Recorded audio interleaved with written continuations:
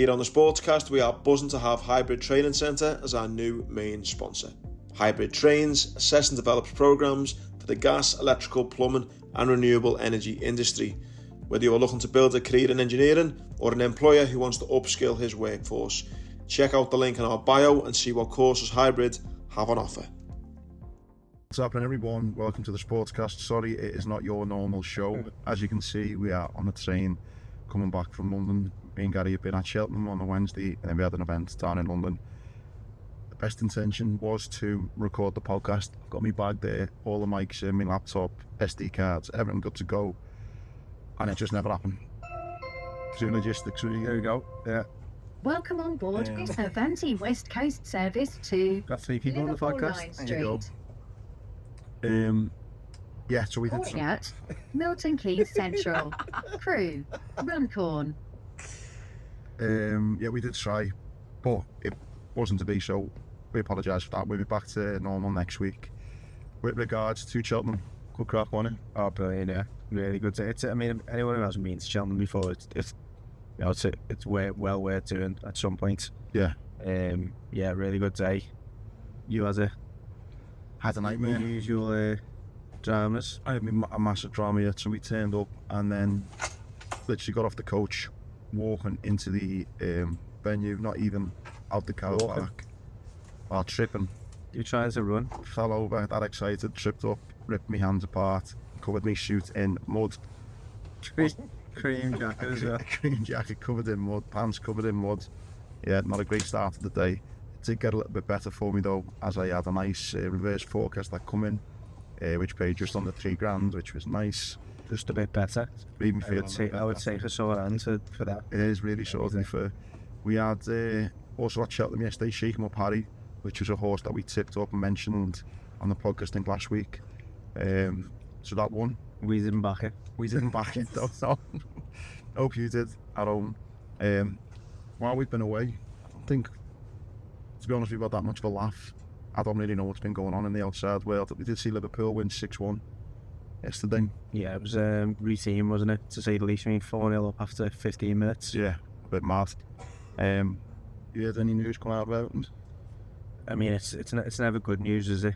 So, Evan, the team are on a a week training camp in Portugal at the moment. So, club has been putting videos up of players actually scoring goals, which is It's a nice change. Yeah, which is a nice change. Yeah, but off the pitch still doesn't look great. Obviously, the 7-7 stuff hasn't gone through. There's now rumours that we're getting closer and closer to administration. The longer that we don't get funds into the club. So yeah, as much as you always say, I'm quite chilled about it, and there's nothing we can do about it. Ultimately, there isn't. But it doesn't look good. Definitely doesn't look good. No. And then going through to this weekend, so your next game is a couple of weeks time. We haven't got a game yet. End of March. Yeah. Yeah, so I'm off to Old Trafford on Sunday. Liverpool have got Man United in the FA Cup. Massive game. You know what? We obviously it was the last game we played. Mm-hmm. I went. They're dreadful, you know. They're so poor. Honestly, mate, they're so poor. But still, it's like... No, honestly, they're so poor. Well, There you go. another interruption. Welcome on board this Avanti West Coast service to Liverpool Line Street. Calling at Milton Keynes Central. Crew, Runcorn. Right, there you go. Yeah, no, it's still, I know what you're saying, they're poor at the minute, but still, it's still United, it's still the FA Cup, they're still with the quadruple still potentially on. I just think it's an... I mean, there's massive interest on our side, not least because we just don't want used to a game of heads and tails, let alone any football match. But the longer your run goes in the FA Cup, the more likely it's going to be second to last game of the season that we play as. I think now, if you win this game, that's it. It's definitely going to be second to last game of the season, which is... Well, yeah, because we progressed in the Europa as well. Yeah. Just horrendous. That is mad. We got the Champions League draws going on today as well, and the Europa League. Obviously, we don't know that info yet, but that'll be interesting to see what happens with that after Arsenal going through on pens. In boxing, we've got to briefly cover the fact we didn't. We haven't spoken about last week's cards. Obviously, Nick Ball getting absolutely rocked. Oh, wow! And how well he took it, by the way. Yeah, He took it so gracefully, but it was But it was unbelievable. How did you get to... Well, you've been boxing up all the time, and rightly so. It can be a great sport. You just kill it. And I just think it just makes me hate it. Two knockdowns, and he just, as he was the aggressive. He lost the first 4 rounds, I reckon, just on the fact he just couldn't really get inside. I say 5. Do you reckon? There's 5, yeah. So I think the 5th was probably where it started to turn. But all right, even if you give him 5, say let's give him 5 points. 2 10-8 rounds after that gets him 4 points back, and I couldn't see another round that he would win after that. No. So how one of the judges has scored it as a 4-round swing? Yeah, it's crazy. I'm really sad. Hopefully, the problem you'll get though is a little bit like the Castle and Taylor one, which is, by the way, has been cancelled. Been an injury there, Josh Taylor. But it feels a little bit like no one's going to want to fight Nick Bull now. No, he's kind of. I think he was avoided already, but now the fact that he was so not so competitive, he was so dominant in a fight of that magnitude and his age. Yeah. Yep. I just hope he still gets his shot and he still can, get to the top as quickly as he would have done anyway. He should be at the top now. But I mean, that's Happened to Callum really as well, didn't it, early in his career? Welcome on board this Avanti West Coast service to Liverpool Line Street. Those are the moments. Yeah. We've had Jamie Neal, by the way, as well. He's been Milton Keynes Central. Crew. Runcorn. Cameraman. And an asked to touch up. Well, AJ. Oh, yeah. Wow. I didn't see that coming. Just blew him away. No, I didn't see that coming. And it was interesting to listen to Carl Frochting afterwards saying in Ghana he's probably not talking about 4 or 5 years off his life. Yeah. Like, it was such a big knockdown. It was bad, yeah, it was brutal.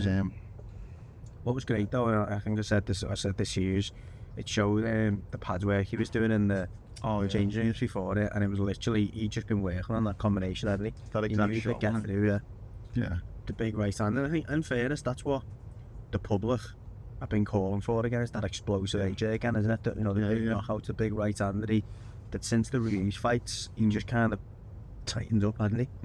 Oh no, he's definitely wasn't. Yeah, he certainly wasn't. Certainly wasn't tight at the weekend. That I think you've been a little bit frustrated about the whole Ngannou thing, and I get it. That puts it to bed now, doesn't it? Really? Oh yeah, massively. Yeah. I know people are saying, "Oh yeah, stay around, Francis," but no. Nah, go back to Cage. Yeah. I think it just makes me more excited about the potential of Fury and Joshua now. Now AJ, like you say, he's got his mojo back up. It'd be great if that Fury fight then can happen, if he obviously gets a chance to do so. A good bit of respect on ringside as well. I mean, you can't not respect it, can you, when you've struggled against the opponent that much? And yeah. Do you think he would have been thinking anything when he's thinking, I couldn't get him out of there, but he put me down. Listen, he's a proud man, isn't he? And he rates himself more than anyone else ever will. So there's no doubt he was thinking, it's not good for me, that. Yeah. But in his mind, he'll still be thinking, look, if I can get the job done against Usyk and then going against him, it doesn't matter, because the only thing anyone will ever care about is the actual matchup from it. Yeah. No one's going to look back if, let's say, Fury beats Joshua in 12, 18 months' time. No one's going to look at it and go, well, Joshua's better because he beat Ngannou. No, of course, yeah. Or because he knocked him out. One thing we should mention as well is this will be going out, which is today, Friday, is the Gold Cup today. Yeah. We've got our jockey with us, like just said, Jamie. What are we going for, Jay, in the Gold Cup? Yeah, it's hard to look Pascal from the Champs. Yeah. There's been a few funny results this week, so you never know, but... No, he's coming into evens, I think, the last time I looked. So I think... it was such a high class one, wasn't it? Yeah. He's probably the one, if you had the choice, you'd pick him, regardless of his favourite.